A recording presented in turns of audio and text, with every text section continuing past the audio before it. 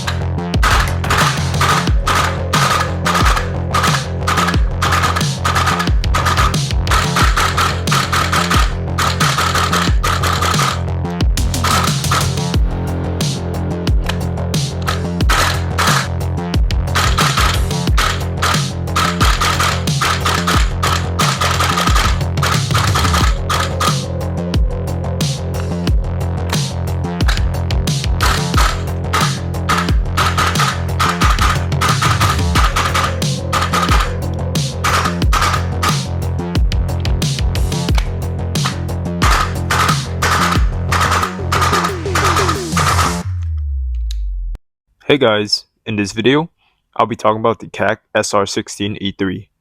Did VFC hit it home? Let's find out.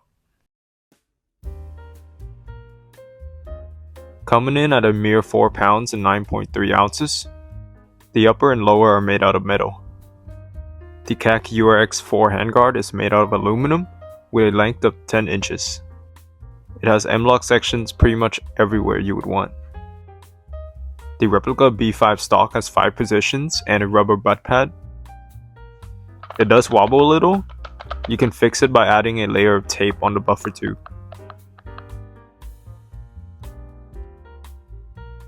The CAC iron sights are replicated very well, though it is not usable for airsoft. The controls are accurately done. There are QD sling points on both sides of the handguard and end plate. The finish is very pleasant to look at, although it has a grainy finish. Let's see how well the finish stands up against a flathead. As we can see, the finish scratches pretty easily. The Knight's armament markings are all done very well.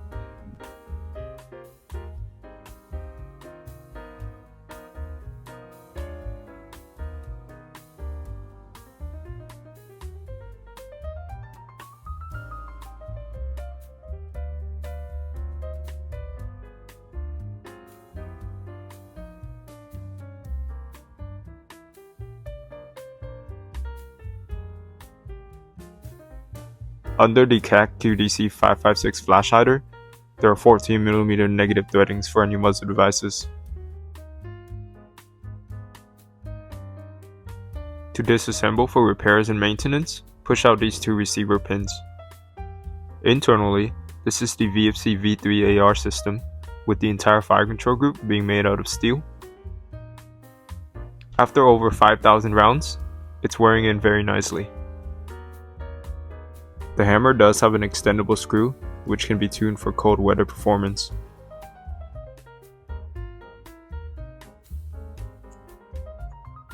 There is no end pass. The inner barrel is 275mm long, and this replica can take any VSR spec buckings. This replica uses the guide hop system, which can be adjusted with a 3mm hex key. Let's talk about the major issue with this particular model. The handguard relies only on 2 grub screws that doesn't even thread into the barrel nut that is mounted onto the receiver, which unfortunately doesn't replicate the solid mounting system of the real URX4 handguard, which directly threads onto the receiver. I think VFC went with this design because the guide hop system already took up the needed space. This mounting system is only present in the VFC SR16 lineup. All the other V3 ARs are fine. Although the mounting system could be better, it's important to note that the handguard was solid and did not loosen at all during my testing. I do recommend taking some precautions by Loctiting it or replacing the grub screws with longer screws that actually threads into the barrel nut. Superloop PTFE can be used for smoother operation. This uses VFC M4 magazines, which weighs 360 grams empty and hold 30 rounds. It also has a switch for dry firing.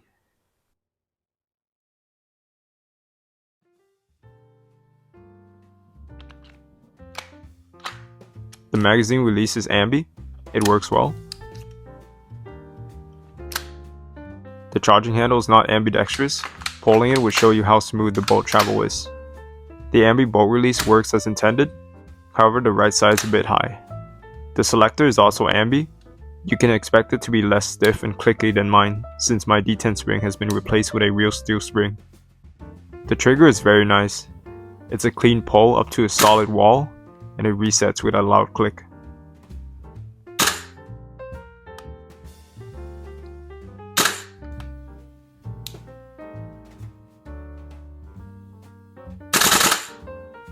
The dust cover works as intended.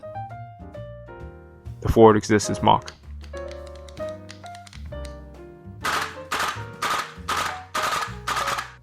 The gas efficiency is pretty good. At 68 Fahrenheit, a full gas fill can fire off 145 to 165 shots, with a power drop of 20 FPS after every 30 rounds. This replica can reliably function down to 40 Fahrenheit, as long as the magazines are somewhat warm.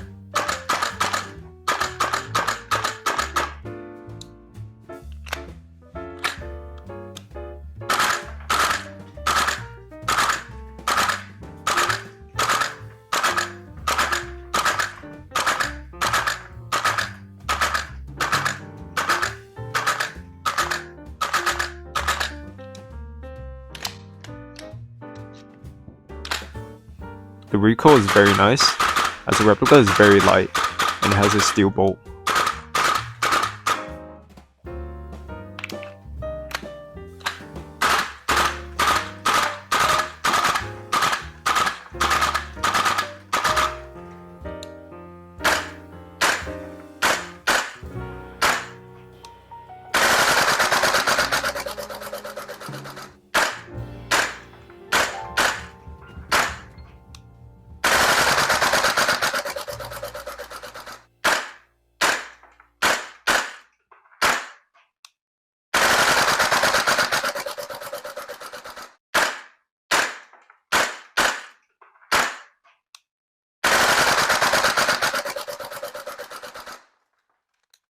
At 100 feet out, with .32s, the groupings are tight. I found there to be plenty more adjustments for even heavier BBs.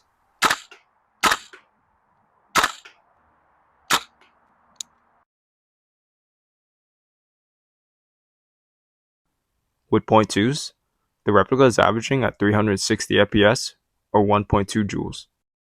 I would recommend wearing some type of earplugs while using this replica, as it easily exceeds 100 decibels. Let's start with the pros. The externals looks great, despite the weak finish. The internals are replicated realistically, and the fire control group is all steel. The gas efficiency is excellent, the groupings are good, and it's based on the VFC V3 AR system, which uses good magazines and has plenty of aftermarket upgrades. Now the cons. The handguard mounting system is not done well. The paint finish is fragile. There is no end pass out of the box. Yours could have accuracy problems out of the box. And finally, it must be imported for the US. In conclusion, the VFC KAC SR16 strikes an amazing mix between realism and performance. The attention to detail and construction closely resemble the original. The internals are faithfully recreated and made entirely of steel, making it highly reliable. Unfortunately, the handguard mounting system was neglected. but it has not failed me and could also be improved. As always, please leave a comment and like to support my channel. Thanks for watching.